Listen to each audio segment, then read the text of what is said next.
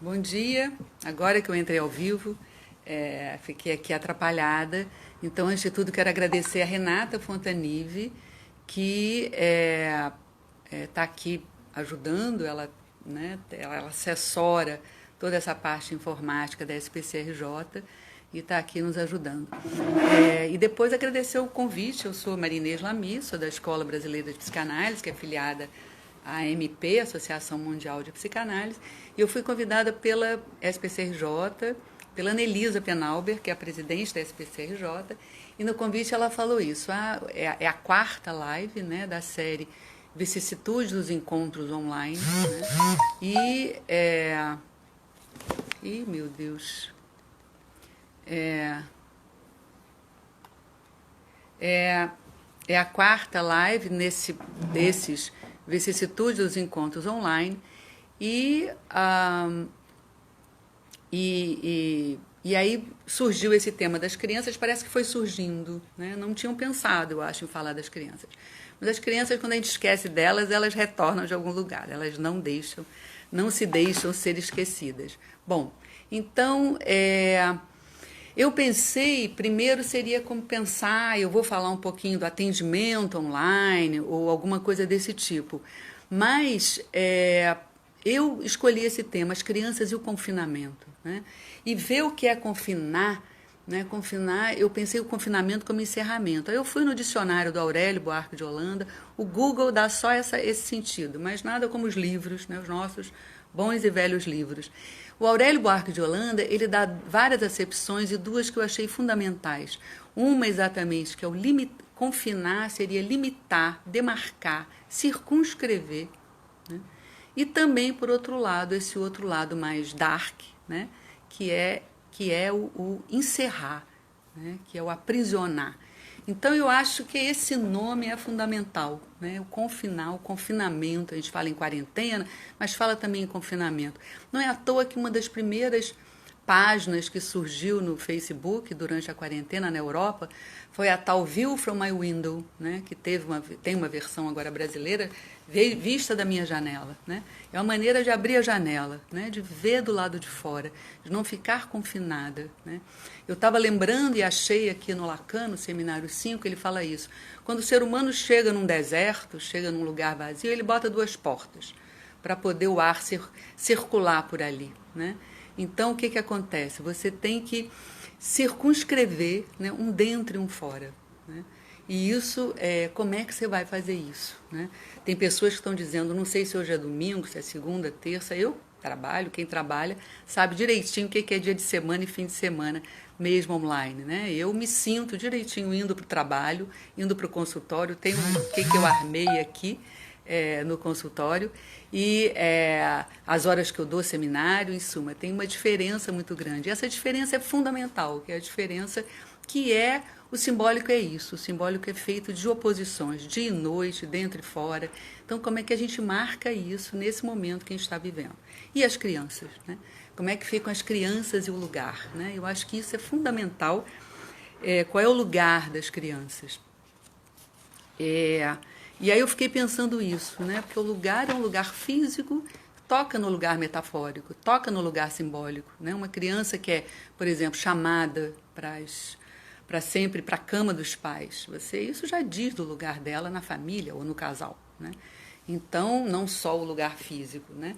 Bom, então o que é ser criança para a psicanálise, né? Quer dizer, eu sei que tem o público aqui variado, né? Eu achei primeiro que iam vir mais psicanalistas, mas eu fui descobrindo que vinham pessoas também, pais e mães, querendo alguma luz aí, né?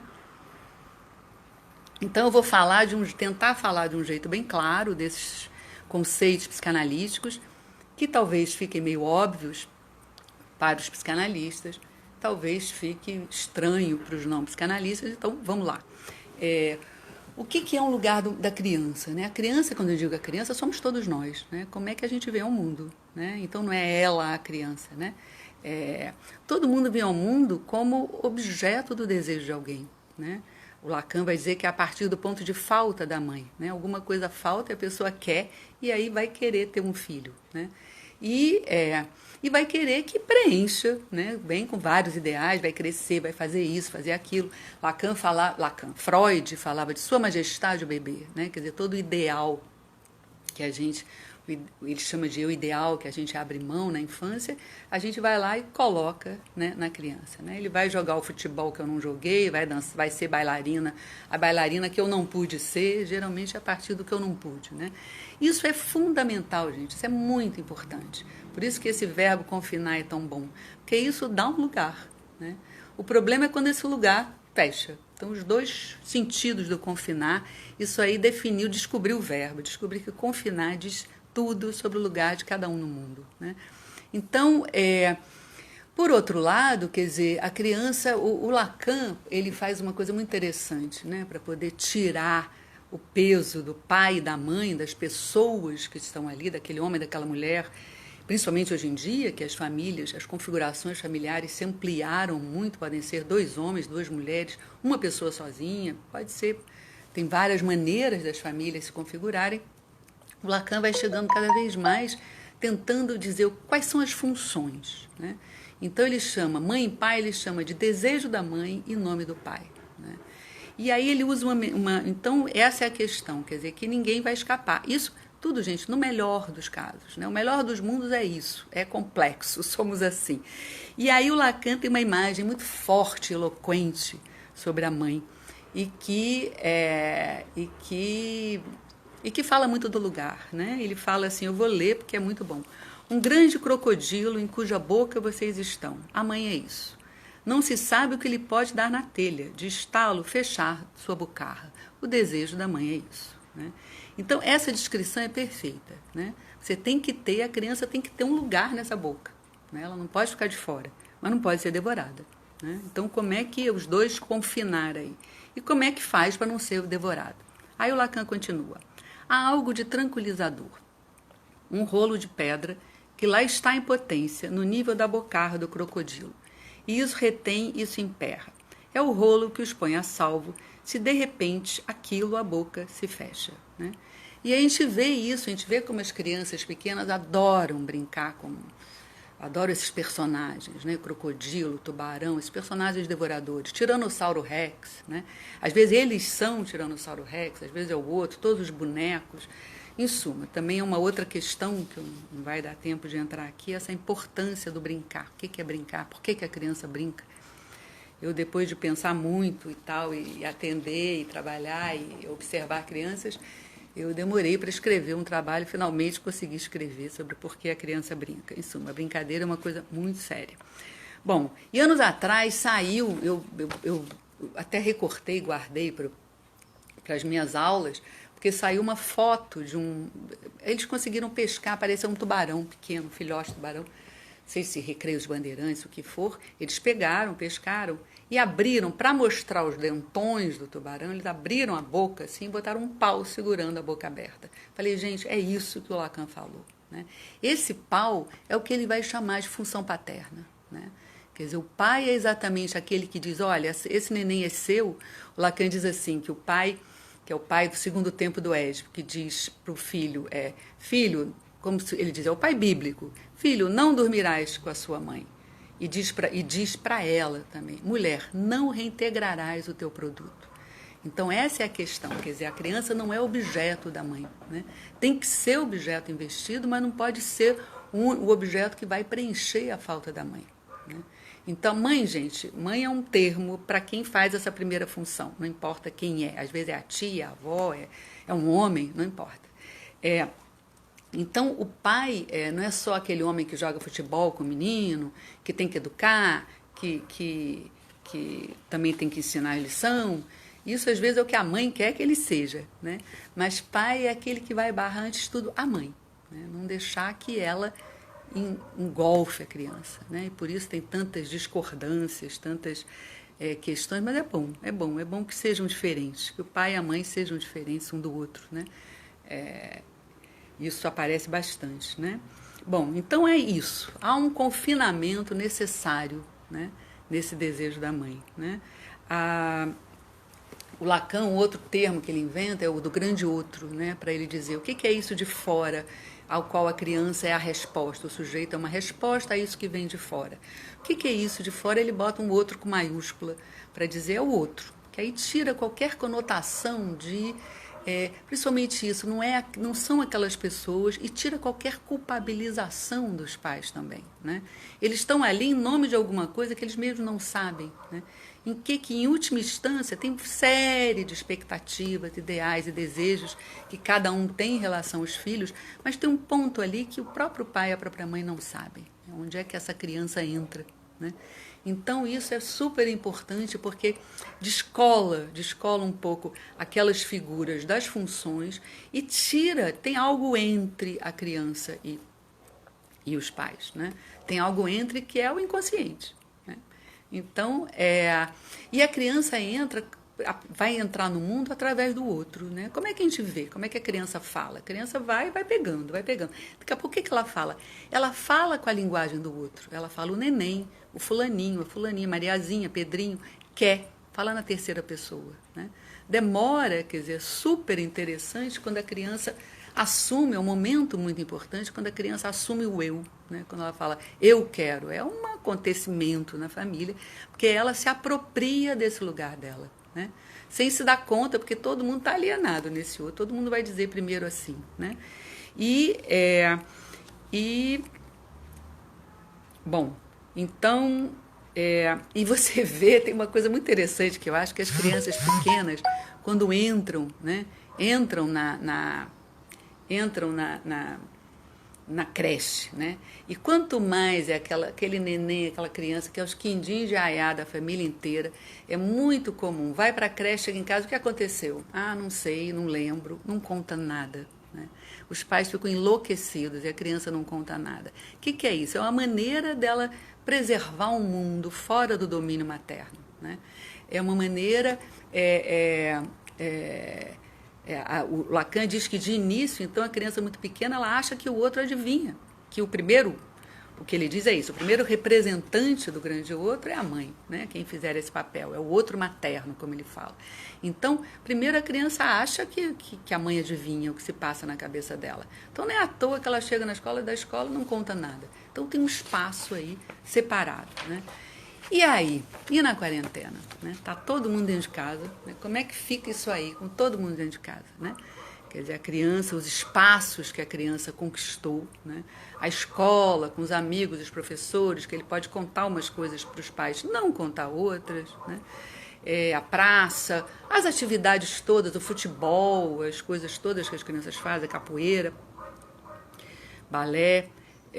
Em suma, como é que vai fazer? Agora está todo mundo confinado no lar docilar, né? Até que ponto será que fica o lar docilar ou o amargo começa um pouco... o amargo começa a aparecer. Renata, tem pessoas solicitando, eu estou vendo aqui, solicitando, Helena Lerner, 4 pessoas solicitando para participar do vídeo. Eu não sei o que eu faço.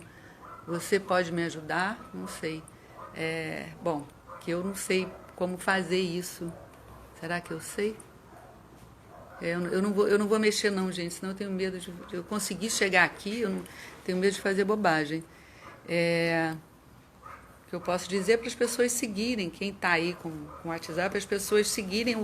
A Renata mandou um passo a passo que eu enviei para vocês, eu não vou saber fazer. Bom, eu não vou poder sair daqui, senão eu vou me atrapalhar toda. E aí, como é que fica essa casa? Né? Quer dizer, o Freud, ele tem um texto chamado um Heimlich, em alemão, que o Heim é sobre o estranho familiar. Né? O Heim é o que seria, em inglês, o home, o lar. Né? Mas é um Heimlich, é o que não é familiar. Mas esse não familiar, gente, tem várias pessoas querendo uma solicitação, eu não sei o que fazer.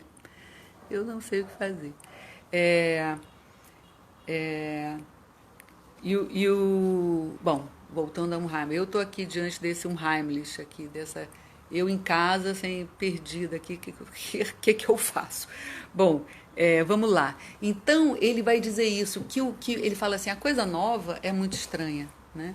Você pode ter um horror, mas às vezes é aquilo que você é mais íntimo, é isso que mais assusta, né? Então, essa convivência forçada com uns, só com a família, né? o que pode surgir de estranhamento, às vezes de novidade, né? Tem pessoas que estão descobrindo a própria casa, em coisas boas, em coisas ruins, pode descobrir em coisas boas e ruins, né? Descobre sujeiras que nunca tinha visto, como descobre recantos na casa que nunca não conhecia, né? Então, como é que fica o Lacan inventou o termo extimidade, né? Essa extimidade que ele fala que o que nos é mais íntimo é o que nos é mais estranho, né? Como pensamentos, sensações. Isso é uma coisa que o Lacan trabalha muito. Ele gosta muito de inventar palavras, porque ele fala que isso é meio quase que a base da segregação, aí entra em toda uma teoria. Aquilo que eu não suporto em mim, eu vejo no outro e segrego e tenho horror, né? Então, que é o que o Freud falava do bode expiatório, né? O Freud estava lá no início da ascensão do nazismo. Freud morreu em 1939, o Freud era judeu. Então ele falava, naquela época era o judeu, né? Então, você coloca ali alguma coisa que você não suporta em você, que às vezes é exatamente o semelhante. Ele falava do narcisismo, das pequenas diferenças. Bom, mas isso é um outro assunto, já estou eu aqui me perdendo. Então, é fundamental a gente ter um lugar no mundo, né? Ter uma casa, ter um lugar para o qual a gente pode voltar, né? Depois de um dia de trabalho, de uma viagem. Todo mundo fala isso, viajar é ótimo, agora voltar para casa. Agora, maravilha, agora ter que ficar em casa, como é que é? Não poder sair, não poder viajar. Outro dia eu estava vendo um programa da Rita Lobo, né? Agora na quarentena, ela cozinhando em casa, e ela na casa dela no domingo, ela deve morar perto, era logo no início, a cara dela, ela estava aflita, você via que ela estava um pouco aflita. Nós todos fomos tomados de surpresa, né, com esse horror que começou a acontecer. E ela começou a cozinhar, e ela deve morar perto da Avenida Paulista. Era um domingo à tarde, começou uma carreata, um buzinaço, ela dizendo, olha, a gente aqui se protegendo, higienizando tudo, e as pessoas na rua buzinando. Aí ela falou assim, a cozinha, gente, pode ser um refúgio. Eu achei muito interessante. A cozinha é um refúgio para a Rita Lobo, né? A cozinha é um refúgio para muitas pessoas. Tem pessoas que estão descobrindo, né, o prazer de cozinhar. Agora, para algumas pessoas, a cozinha pode ser o lugar do horror, né? De ver a pia entupida de louça para lavar, a roupa para lavar também, a comida que tem que ser feita para alimentar a família. Então, isso é muito de cada um, né? E a criança, né? Quer dizer, o que a gente viu é que no início, que eu fui acompanhando, que no início, logo que surgiu a quarentena, primeiro eles acharam que era férias. Oi, que maravilha, né? Mas depois isso foi ficando complicado, né? No início, então, quer dizer, as crianças privadas da vida cotidiana, e o que aconteceu? Os adultos, eu acho que a criança ficou por conta do adulto, né? Os adultos, as pessoas já me tranquilizaram, falaram aqui para eu não me preocupar com quem quer entrar e tal. Bom, então vamos continuando. Os adultos, eu acho que os adultos ficaram muito angustiados, né? E tentando também colocar essas duas portas que o Lacan fala, né? De repente você se viu em casa, você não tinha ideia do que era, cercado por uma doença da qual não se sabia nada. Começou todo mundo a se informar desesperadamente. Hoje em dia todo mundo já tem mestrado e doutorado em coronavírus, Covid, e os casos começam a acontecer em torno de nós, é uma coisa assustadora mesmo. E os adultos, tem alguns que ou ficaram angustiados ou começaram a tratar da angústia de alguma maneira, né? Começaram a limpar desbragadamente a casa, ou começaram a fazer rotinas muito rígidas, e incluir a criança nisso, né? Então tem a hora disso, tem a hora daquilo, tem a hora daquilo outro, que era uma tentativa. Então a criança, o que eu vi era, assim, posso um pouco resumir uma fórmula, que obviamente, como toda fórmula, toda generalização é falsa, você via a mãe angustiada e a criança em função dessa angústia da mãe, né? A criança angustiada com o que a mãe queria dela, né? Então eu via que as crianças às vezes não estavam angustiadas tanto com o coronavírus, né? Às vezes aparecia um desenho, um monstro, era meio uma bola cheia de espetos, por acaso, né?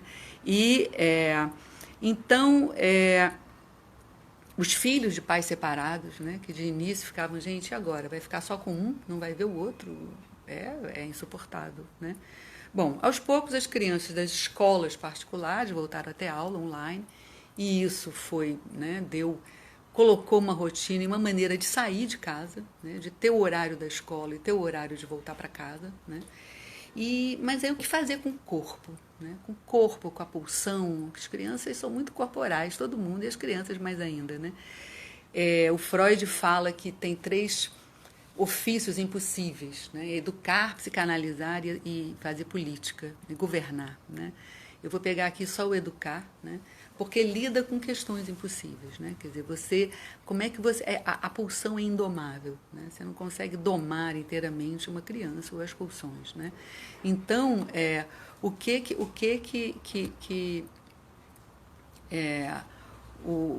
como é que as crianças vão fazer com esse corpo? Né, que não pode jogar futebol, não pode correr, não pode... As crianças são muito... Você vê essas manifestações das crianças, às vezes elas estão extremamente angustiadas, em vez de aparecer o Lacan no Seminário da Angústia, ele coloca um quadro, né? Diante da angústia você tem inibição, sintoma e angústia, que são os 3 termos colocados pelo Freud, e ele vai botando as outras coisas todas, aí da inibição, impedimento, acting out, passagem ao ato, e você vê a agitação da criança, a criança está angustiada, ela começa a se mexer, né? E eu posso contar um episódio, porque não é caso, né? Uma vez eu estava no avião e do meu lado estava uma criança, um menino, e ele começou a conversar, e o menino viajando sozinho, né? E ele começou a conversar, eu comecei a conversar com ele, eu gosto das crianças, e a gente começou a conversar, não sei o quê, eu tinha alguma coisa, uma revistinha, emprestei para ele, e aí lá pelas tantas, depois de 40 minutos de voo, aqui fala seu comandante, todo mundo tranquilo, estamos com um problema técnico, voltaremos para o aeroporto de Congonhas. Aí foi aquele terror, todo mundo disfarçando, o adulto disfarça, finge que não é nada, conversa com a aeromoça diz, não tem problema nenhum. E aí você sabe que você vai demorar 40 minutos para chegar de volta ao aeroporto de Congonhas. Eu estava indo de São Paulo para Goiânia. O que aconteceu com esse menino? Né? Primeiro, não se falou nada para ele. Né? Obviamente, ele ouviu. Né? Isso é bem a situação da criança. Ele começou a ficar agitadíssimo. Ele foi ficando insuportável. Ele não conseguia parar quieto. Aí até lá pelas tantas ele falou, o avião vai cair. Né? Quer dizer, ele tinha registrado tudo, eu acho que isso é um exemplo paradigmático do que é criança. Ele tinha registrado tudo o que estava acontecendo, nada foi dito a ele, como se ele não precisasse saber, vamos preservar a criança. E ele começa a se agitar. Então, que menino agitado? Será que ele tem TDAH, né, hiperatividade? Ele está angustiado, sem conseguir colocar em palavras o que o está angustiando. E aí eu dei a resposta que o adulto tem que dar. De jeito nenhum, a gente vai voltar, vamos consertar. Não vai cair não. Obviamente eu também morrendo de medo. E essa é a função do adulto, né? Um pouco tentar fazer isso. Bom, então, o que se faz com esse corpo? Né? O que pode também acontecer, que eu acho sério, é a criança entrar numa apatia. Né? Já que não pode correr, já que não pode... extravasar, a criança entrar numa apatia, né? Entrar numa coisa que aí vão dizer que as crianças deprimiram, vão querer dar remédio, vai ser um problema grave, que pode ser provisório, né? É meio quase como um desistir, né? de ter essa coisa corporal, né? Ou ele pode começar a inventar coisa, né? Tem uns que estão inventando, eu admiro muito os pais e as mães que estão fazendo um enorme esforço, né? De também inventar história, inventar coisa para fazer na casa. Eles ficam inventando de todo jeito, de leitura, de jogo mesmo, jogo de verdade, de tabuleiro. Em suma, os pais e as mães estão se virando, né? E desenho, escrita, mas também os vídeos, né? Então vamos chegar às telas, que é um tema que quando se fala em criança, né, o pessoal sempre fala, né? As telas, né? Quer dizer, as telas estão aí, gente. As telas chegaram para ficar, né? Quer dizer, isso aí eu acho que agora quem tinha preconceito não vai poder mais ter, né? Então, as crianças estão apelando para as telas, né? Seja da televisão, do celular, do tablet e dos jogos online. E só que as telas, quer dizer, que a gente tem visto, que eu acho louvável, é que os pais estão mais tolerantes. Porque, por um lado, os pais têm que regular mesmo, estão todos vivendo esse problema, todos tendo que regular o acesso, principalmente se ficar no vício do joguinho. A tela é muita coisa, a tela tem muita coisa na tela, né? Não dá para banalizar nem generalizar, né, a função para cada criança, né? Então, é claro que os pais têm que limitar, senão a criança não faz mais nada na vida, mas também, nos dias de hoje, os pais estão mais tolerantes, porque é a possibilidade não só das aulas das crianças, como dos contatos das crianças, né?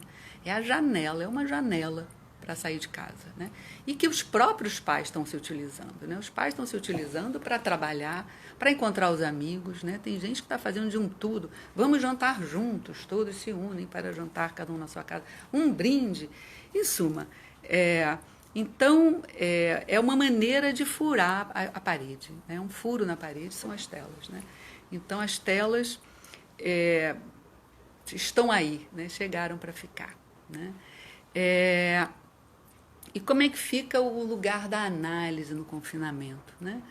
O Freud ele falava da outra cena, ele dizia que o sonho se passava numa outra cena, né? Uma outra cena que ele pegou do colega dele, Fechner, né? E ele diz, essa é a cena do inconsciente, é a cena do sonho, né? Então a análise ela vai oferecer essa outra cena, né? Não é à toa que as pessoas estão, pela angústia que está vivendo, pelo que está acontecendo, as pessoas têm procurado muita ajuda, né? Querem ajuda psicológica, e aí a gente responde com psicanálise, né? E você vê como elas querem ser escutadas. A gente escuta, volta e meia, a pessoa dizendo, não, porque é bom sair de casa e vir aqui. E isso ela está em casa, eu também, né? Então você vê como o espaço é o espaço simbólico, né? Então a pessoa sai e vai para um outro lugar, vai para um outro espaço.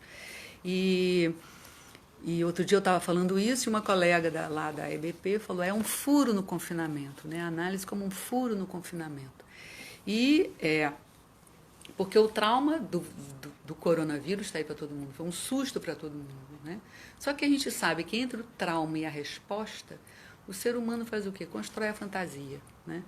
Então, e esse espaço, em vez de ficar só tomado, lendo tudo sobre o coronavírus, na televisão o dia inteiro, barará, como é que cada um vai processar, né? E a análise dá esse espaço, né? A análise é exatamente o lugar onde a pessoa pode falar, construir, trazer os sonhos, né? Tem gente que diz, não acontece nada, né? Não está acontecendo nada, minhas semanas estão iguais. E, no entanto, traz os sonhos, o inconsciente não para de trabalhar. E os sonhos vão iluminar, vão dizer um pouco do lugar psíquico daquela pessoa, né? Então, isso é muito interessante, né? Quer dizer, como cada um vai viver e vai viver como, né, nas repetições, você vê como as coisas vão entrando na fantasia de cada um. Isso que está vivendo, seja do coronavírus, do isolamento, daquela convivência forçada apenas com aquelas pessoas. E, no entanto, como é que isso vai se processando, né, para cada um. E as crianças, né? Aí vem isso, né? As crianças fazem análise online? Eu posso dizer que sim, fazem, porque eu estou com essa experiência, né? As crianças, tem criança até começando a análise, né? As crianças, elas conversam, elas tem umas que são mais de conversar, tem outras desenham e mostram na tela, e tem o que eu estou aprendendo com eles, né? Porque eles que entendem tudo de computador, eles vão... Eu passei a atender pelo Zoom, a partir de troca com colegas. O Zoom é ótimo, o Zoom não sei o quê. Então, em vez de botar a câmera Quer dizer, os adultos, a maioria é telefone, só telefone mesmo, sem câmera. Alguns querem a câmera. Mas as crianças têm que ter a câmera. Mas o que eles fazem? Para não ficar também... Eu tenho um amigo que começou a análise já na quarentena, e aí escolheu alguém de outra cidade, ele fala isso, fica muito perto. Olha só que interessante o que é o espaço, né? Ele acha que fica muito próximo demais do analista, né? Você vê ali, vê a casa, vê alguma coisa da casa e fica perto, né? Fica cara a cara, né? E então daqui a pouco está na hora de deitar no divã e ficar só no som, né? Mas as crianças você vai precisar, né? Agora, esse perto, a criança, né? A gente sabe, como a gente sabe da mãe crocodilo, né? Que é estruturante, não é porque aquela mãe é crocodilo. Toda mãe tem algo, vai ter algo de crocodilo. Quando você deseja alguém, você pode desejar tanto que você vai engolfar. E existe esse medo, inclusive.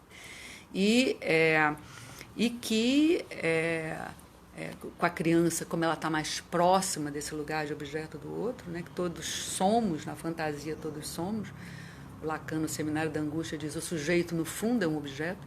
Mas, como a criança está mais próxima, a gente sabe que precisa, né? As primeiras analistas de criança souberam disso, né? Dos brinquedos. A Melanie Klein já botava brinquedo ali. O Freud percebeu do adolescente que ia pegar, foi conversar com ele, ia modelando com um miolo de pão, e ele viu como essa brincadeira entrou na conversa. E também a gente precisa botar alguma coisa, né? O Lacan fala isso. Todo mundo que atende criança sabe que é preciso desses pequenos objetos, os brinquedos, para poder entrar na relação. Nem atende não, todo mundo entra em relação com a criança, né? Tem aquela hora que tem aquele brinquedinho que vai sair sempre agarrado naquilo, e que é fundamental, os pais sabem disso, né? Então, a gente precisa, e talvez, agora eu comecei a atender no Zoom, é muito interessante, porque antes eles desenhavam e mostravam. No Zoom, eles começam a compartilhar fotos que eles escolhem. E é muito interessante. Que fotos que eles vão querer mostrar? Vou te mostrar essa aqui. E bota alguma coisa entre a gente, né? E um já me ensinou o quadro branco, que você bota um quadro, no Zoom tem isso, você e a criança desenhar, pode escrever, isso, tem alguma coisa que você pode, como se fosse esse papel, a folha de papel entre você e a criança, né? E também é outra coisa que eles fazem, eles mostram os joguinhos eletrônicos, né? Isso já acontecia no consultório, quer dizer, quando uma criança estava muito ligada no jogo, às vezes eles desenhavam como se fosse o jogo, faziam os brinquedos, mas às vezes brincam mesmo, e às vezes eles iam, eu pedia para eles trazerem e me mostrar qual é o jogo que ele tanto gosta. E para eu ver qual é, né? Que personagem com o qual ele se identifica, né? Então, agora, gente, os preconceitos da nossa geração, pelo menos preconceito com as telas e os jogos online, agora caíram de vez, né? Tem gente que eu sei que tem que entrar no jogo, né? Já que você entra no jogo, o jogo online, você vai ter que entrar no jogo, né? E, bom, e aí tem um outro tema que quando eu postei no Facebook, que ia ter a live, uma colega falou assim: vou querer saber das crianças de Ipanema e das crianças de Rio das Pedras, né? E aí eu fiquei pensando, né? Quer dizer, eu nunca fui a Rio das Pedras, não vamos nem pensar no aspecto pior de Rio das Pedras, né? Vamos pensar das pessoas que moram lá, que são bacanas. Certamente, é possível que eu já tenha conhecido alguém de Rio das Pedras, alguém que fez algum trabalho para mim, mas eu trabalhei muitos anos num centro de saúde da 4ª Região Administrativa, no Catete. Então, eu conheço as favelas, as comunidades. Hoje em dia, o pessoal que mora nas favelas prefere o nome favela, né? E que a gente vai pesquisar, é muito interessante, que tem a ver com a Guerra dos Canudos, tem a ver com o Morro da Favela, né? Eles acham que comunidade é um eufemismo do pessoal do asfalto. Bom, mas não importa. Seja comunidade ou favela, eu já fui ao Santa Marta, a Tavares Baixo, Cerro Corá, Guararapes. Então, é interessante ir para ver a geografia, para ver a vida pulsando lá, né? Agora, eu acho que o mais importante da minha experiência não foi isso, não foi a ida às favelas. Já fui a Acari também, em outras circunstâncias.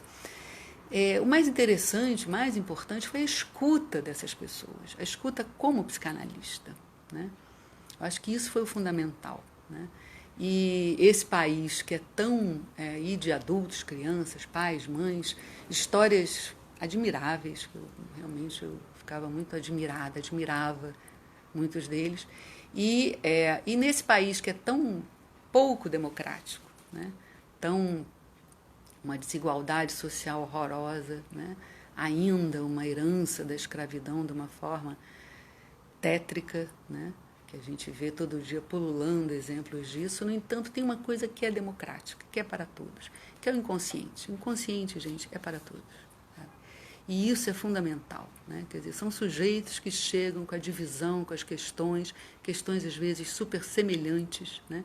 Se a gente vai na estrutura, são questões semelhantes ao que a gente escuta no consultório, né? Crianças que vêm com questões em relação ao crocodilo, ou seja, se você pensa em função, crianças adotadas pela tia, pela avó, e que vivem, né, situações às vezes terríveis de perder pai e mãe muito cedo para o tráfico, né? E como é importante você escutar, né? Quer dizer, crianças que dizem: fulano matou meu pai, quando eu crescer eu vou matar o fulano. Quer dizer, você poder construir, ele fazer toda uma construção, um trabalho de luto, para ele depois não atuar, né? Não atuar Porque se ele fosse atuar isso, ele ia ser exatamente aquele bandido que esperam que ele seja.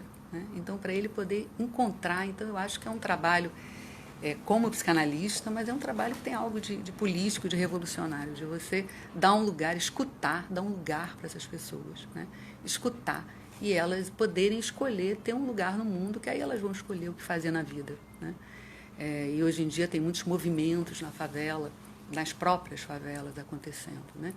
E ultimamente eu dou supervisão, sou professora na especialização de psicologia clínica com crianças da PUC e professora supervisora. E na supervisão, as crianças que chegam no serviço de psicologia aplicada da PUC, geralmente moram na Rocinha ou no Vidigal. Né? Então, hoje em dia, qual é o medo do helicóptero? Né? Esse governador agora deram uma trégua, mais ou menos, né? Só por causa da pandemia. Então, os helicópteros, eu moro perto da lagoa, escuto helicóptero o dia inteiro, já acostumei, eu sei que tem a ver com passeios, eu sei que tem a ver com filmagem de jornalista, lá não é bem assim. Né? O helicóptero que sobrevoa a favela, ele pode atirar. Né? E você vê a criança com medo do barulho do helicóptero e a criança, às vezes, em função do medo da mãe. Minha mãe tem medo de helicóptero. Né? Aquela mãe que tem filhos adolescentes que estão pela vida. E então a casa, né, não é um refúgio, né, onde a casa pode não ser um refúgio. Né? E você vê essas crianças, por outro lado, elas têm que construir alguma coisa em torno disso. Não sei se os meus supervisionandos, ex-supervisionandos da PUC estão também por aí. Eles vão ter que construir alguma coisa, não podem também parar e ficar no medo do helicóptero. Né? Isso vai ter que entrar na fantasia, entrar para circunscrever o horror ou outros horrores, crianças que sofreram abuso, isso acontece em todas as classes sociais, elas vão ter que criar ali alguma coisa em torno daquele horror, né, para poder se haver com aquilo de alguma maneira. Né? Bom, e aí a gente vê isso, né, como esses fatos traumáticos que operam um rasgão, né? Um rasgão na realidade que a gente vive, né? Que a gente está vivendo isso, que as crianças estão, às vezes, percebendo, eu dei esse exemplo do medo do helicóptero, da criança perceber o medo da mãe, né? A fragilidade da mãe. Né? Então, isso que a gente diz, que eu disse para o menininho no avião, o avião não vai cair, é claro que eu sei que pode cair, e ele sabe que eu sei disso. Né? Então, mas a gente faz que não para poder suportar. Né? Então, tem essas... Eu acho que tem, qualquer que seja o grupo social a que a criança pertence, em algum momento ela vai perceber que os pais não são garantia. Às vezes só na adolescência, aí começam a brigar para todo lado. Mas desde criança, desde pequeno, eles vão vendo. Né? A gente vê quando atende a criança, começa a ficar com medo. Né? Tá na maior segurança e tem medo de ser raptado, está lá completamente seguro. Né? Então, como é uma coisa... o que é essa fantasia, né? Tá em nome de quê? De ser levado para longe, né? O que é o se afastar? Às vezes é o medo, às vezes tem o medo do ET levar, é exatamente que leve para um outro mundo, fora da boca do crocodilo, fora do domínio materno, né? O desejo que o ET venha. Então, eu fico pensando isso, será que essa ameaça de morte, né? Essa que está trazida aí pelo coronavírus, isso que a gente está vivendo, né? Será que isso, não sei, aí tem que ver com cada criança, né? Quer dizer, como é que... Porque geralmente as crianças ficam mais no mundo familiar, né? Mas será que elas perceberam alguma coisa? Como cada criança vai registrar isso, né? Vai registrar que os pais também têm medo, né? Que os pais também estão ameaçados, né? Que, como diz o Lacan se referindo a um sonho que o Freud conta na interpretação dos sonhos, de um pai diante do filho morto. E o Lacan diz, um pai não é capaz de salvar um filho da morte. Né? Então, os pais estão aí apavorados, trancafiando as crianças em casa por amor, né? Para eles não pegarem a doença. Né? E aí, como é que sai do confinamento? Né? A flexibilização está aí, talvez um pouco precoce, mas tem aquela loucura dos inconsequentes, do Leblon e da Barra, mas que também, porque vai ficando insuportável ficar trancado em casa, quem também não tem muito prazer em ler, em ver filme, né? A pessoa que também vive mais mais expansiva, tem que estar fora, mas realmente faz falta mesmo, né? A gente dá vontade de ir para a rua, caminhar, brincar, tomar chopp na esquina. Tá difícil o negócio, né? Mas, de qualquer maneira, quando for possível, né? Está começando, tem pessoas que têm essa possibilidade, alugam casa fora, quem pode, para as crianças terem... As crianças e os adultos, todo mundo tem um espaço, né? Agora, será que algumas crianças vão ter dificuldade de sair de casa? Né? Não sei. Né? Será que elas gostaram de estar ali no aconchego? Né? Será que vão ter medo? Né? Será que cada criança... Como é que elas vão precisar? Né? Que mundo, o que vai acontecer depois, não sabemos. Né? Será que vai ter mais casos de angústia, pânico? Ou das fobias, né? O Lacan diz que a fobia é a sentinela avançada, né? Diante do enigma, o desejo do outro. Bom, isso eu teria que dar uma aula sobre isso. Mas, de qualquer maneira, as fobias mais básicas, se a fobia é uma sentinela avançada, se você pensa nesse par agorafobia, claustrofobia, é a sentinela avançadíssima, né? Quer dizer, a primeira que mostra... Quer dizer, o medo que tem tudo a ver com o que a gente está vivendo, o medo de ficar enclausurado e o medo de ficar à deriva, de ficar solto, né? Que tem tudo a ver com o quê? Com a boca do crocodilo, né? Quer dizer, o medo de você ser engolido e o medo de você ser cuspido fora, né? Então, são os medos mais básicos, né? E como é que isso vai, não sabemos, né? Será que as pessoas vão passar a ter mania de limpeza? Ou, ao contrário, ter horror, nunca mais limpam nada. Então, a gente não sabe, né? O mundo também, a gente não tem a menor ideia do que vai acontecer, né? O Freud tem a famosa troca de correspondência entre o Freud e o Einstein, né? Ali, o nazismo subindo, o Einstein alemão, o Freud austríaco, os dois judeus, o Einstein dizendo, temos que tomar uma providência, temos que fazer algo, temos que nos opor. E o Freud escreve um belo texto dizendo, gente, olha, legal, Einstein, vai lá, agora me desculpa, essa altura da vida eu já sei que o ser humano é capaz de destruição mesmo. A gente está vendo agora, né, a pirataria com os respiradores, isso. Então tem algo de destrutivo. No entanto, por outro lado, o que o Freud testemunhou? Que ele trabalhou até o final da vida, né? O desejo dele, ele não abriu mão, né? Ele foi firme ali. Ele morreu em 1939 e tem textos que são de 1938. Né? Ele saiu, foi levado da Áustria para Londres, onde tem lá uma bela casa onde ele morou, um belo museu, e ele trabalhou até o fim. Né? Então, ele não abriu mão do desejo, ele viveu... Isso volta e meia eu lembro por causa de tudo que a gente está vivendo no Brasil, no mundo, na pandemia e no Brasil. Né? Quer dizer, o Freud viveu a Primeira Guerra, né? Teve que ir-se embora, né? Fugir. As irmãs dele foram mortas no campo de concentração. Ele teve que ir-se embora para fugir, porque tinha a princesa Marie Bonaparte, descendente de Napoleão, que era rica, carregou ele, via Paris para ele ir-se embora. Queimaram os livros dele em praça pública, vários livros, os livros dele estavam na fogueira, né? E ele, irônico, inteligente como era, falou, olha como a humanidade avançou. Se fosse na Idade Média, eu seria queimado. Agora apenas meus livros são queimados, né? Então o saber realmente ameaça que a gente está vendo aí de novo, né? Não é só no Brasil, não. Tem essa ameaça aí do fascismo, né? Mas Freud não desistiu até o fim. E tem uma coisa que ele fala nos Transformações da Puberdade, o terceiro ensaio, ele fala que uma das funções, um dos trabalhos do adolescente é a ultrapassagem da autoridade paterna, né? Que a gente fica aqui às voltas, o que será isso, né?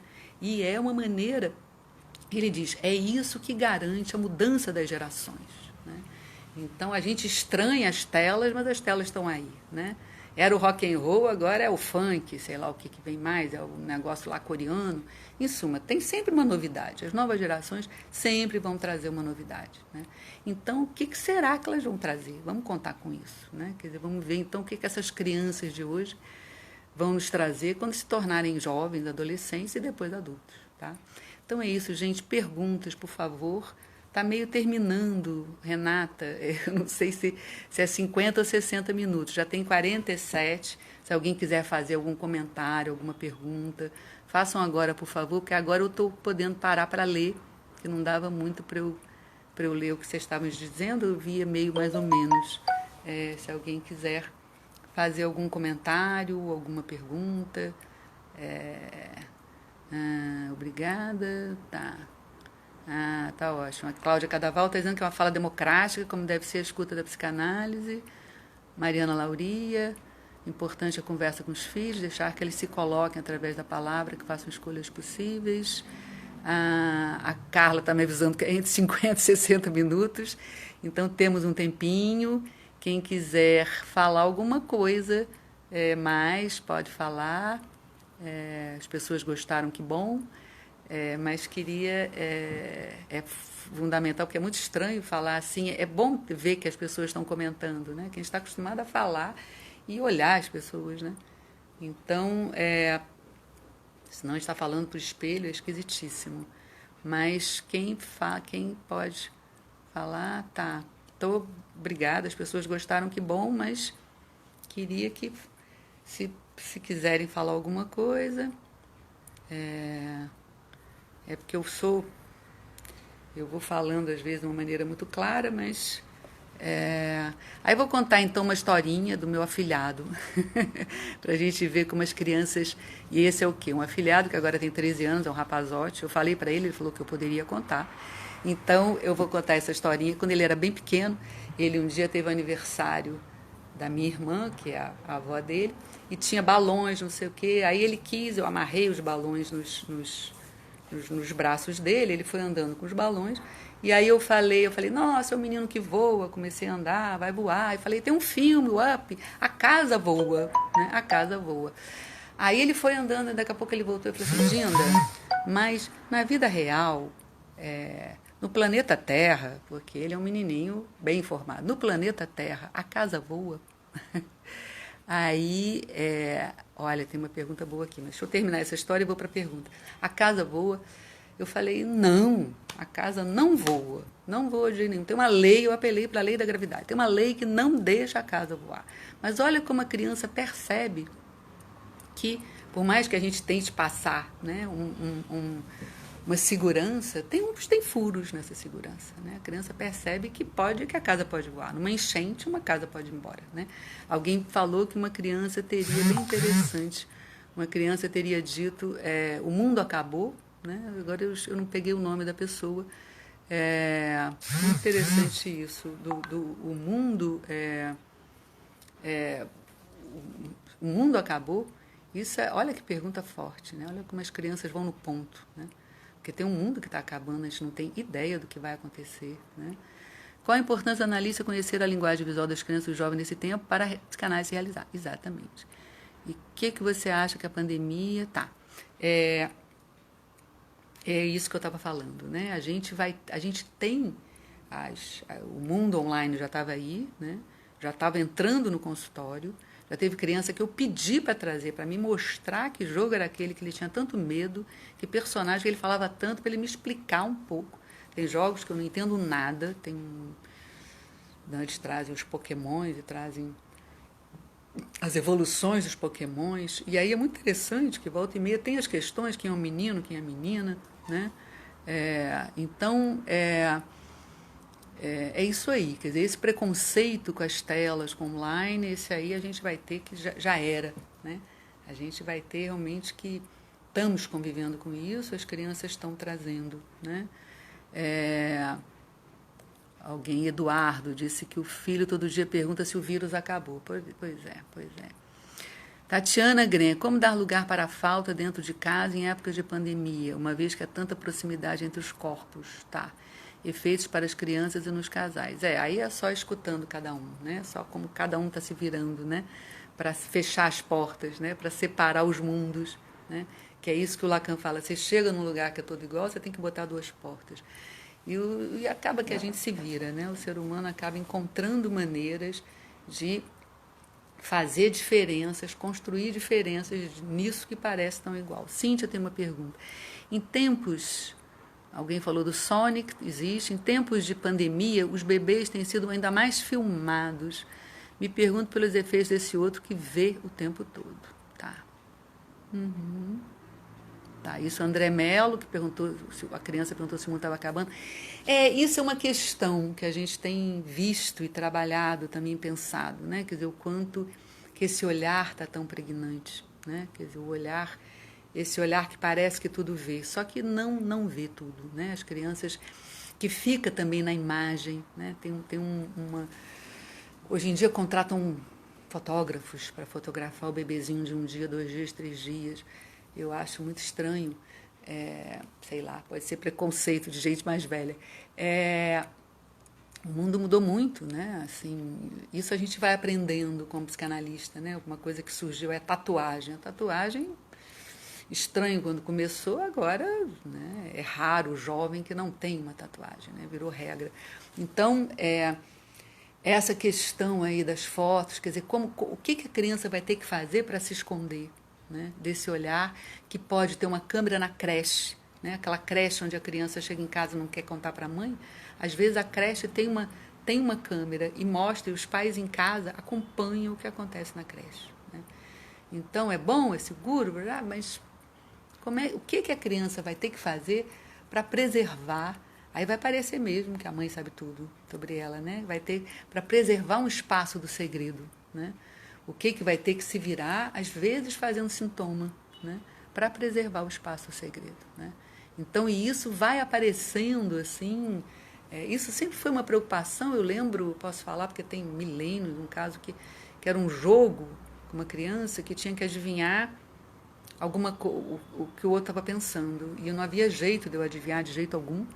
E era alguma coisa, nas perguntas sim ou não, era alguma coisa que eu estaria vestindo e que a criança não, né? É um jogo de menina, né? Claramente.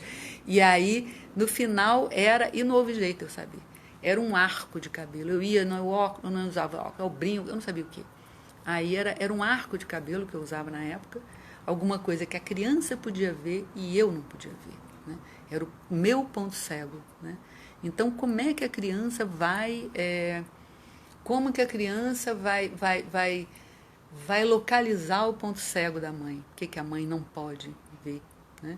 Que é fundamental. Teve uma pergunta da Ana Cristina, está falando dos adolescentes, né? Seria interessante, né? O que os adolescentes... alguém falou, fala a história do espelho. Tá. Alguém está lembrando, foi minha aluna, porque eu falei do espelho do Machado de Assis. Isso é uma boa lembrança. É um belo conto. Quem não leu, leia o conto O Espelho, que é maravilhoso.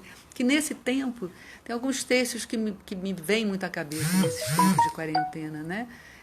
Um deles é sobre a transitoriedade do Freud, quer dizer, que fala de que as coisas têm limites e a morte está aí nos rondando, né? E o espelho é um belo conto, agradeço quem foi que falou, Cris Barreto.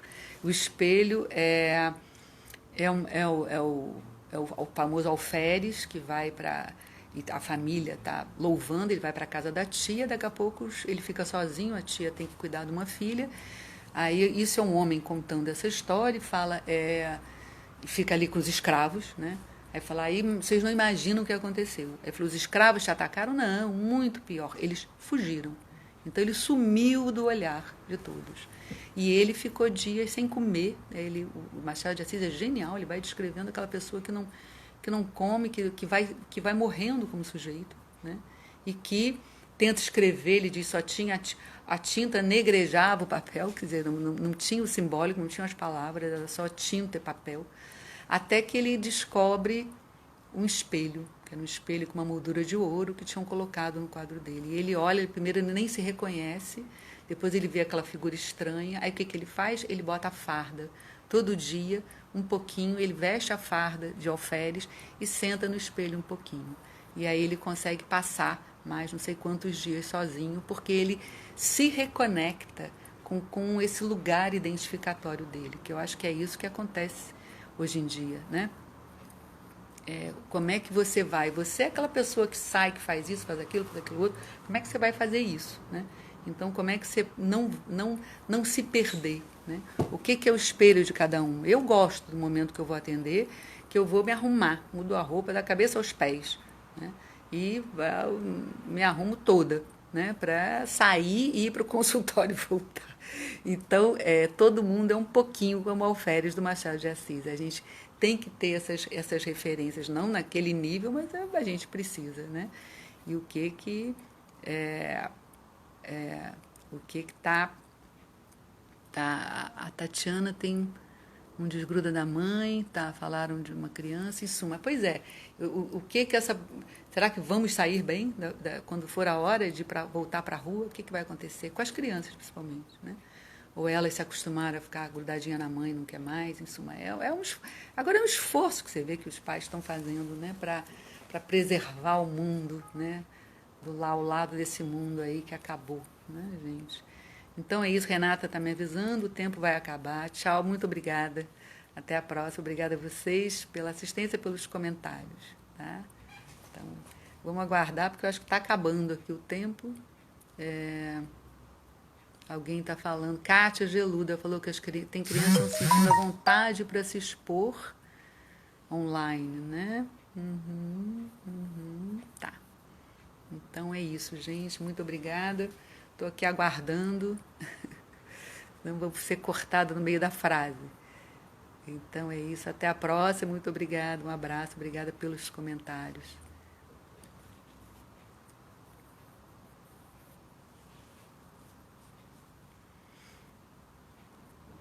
Eu não sei como é que acaba, Renata. Bom, deve estar acabando. Tá.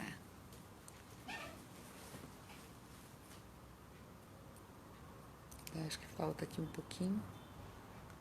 Já não sei. Salvar. Sim, estão me avisando. Pode deixar. Eu, depois que termina, ainda vou ter que salvar a live. Olha tudo que a gente aprendeu. Eu estou me sentindo o máximo. Cada vez que eu consigo fazer alguma coisa da internet. Aprendi muita coisa. Aprendi o que eu aprendi nesse tempo de vai ficar gravado. Alguém está perguntando? Vai ficar gravado? Espero. Ou seja, vai depender de mim, né? Eu vou ter que a Renata está me dizendo para eu apertar o mesmo botão. Se eu fizer tudo direitinho, vai ficar gravado. Espero acertar, tá? Então é isso.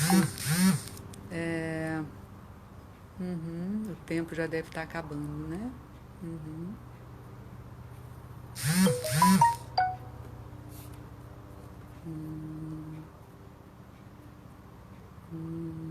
Não.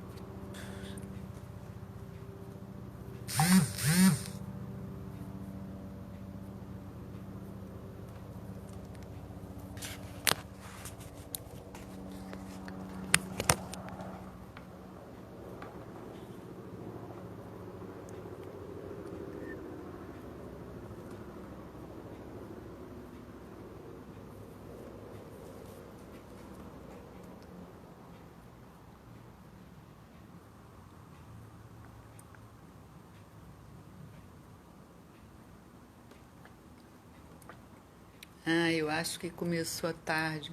Gisela Gold está pedindo uma dica de livro para crianças. Gisela, você entende tanto dos livros? Você não pode você dar uma dica, né?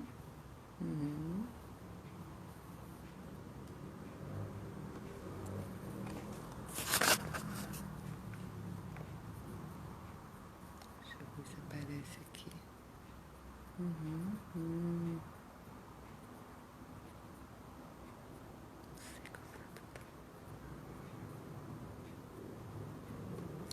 Eu acho que eu comecei 10:02. Alguém está dizendo que deu tempo de passar o helicóptero. Hoje em dia eu vou dizer qual é o barulho. Eu escuto barulho de ambulância, sirene de ambulância o dia inteiro. Esse é o meu helicóptero aqui, que eu tenho andado bem impressionada com isso, com a quantidade de ambulâncias. Eu moro perto da lagoa e ouço muitas ambulâncias. E alguém está perguntando, vai ficar gravado? Vai ficar gravado se eu conseguir, né? Flict. A Gisela falou do Flix, é uma beleza, é um belo livro mesmo.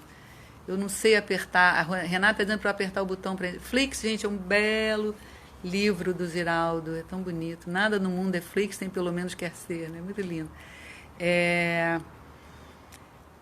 Vai ficar gravado, tem que terminar aqui para eu poder Tá, já vi direitinho. Faltam 22 segundos. Eu não tô conseguindo, eu não quero me arriscar a terminar antes que eu posso fazer uma bobagem qualquer aqui. Então deixa terminar para eu, quando terminar, eu, eu, eu juro que eu vou acertar, quer dizer, espero acertar. Tá?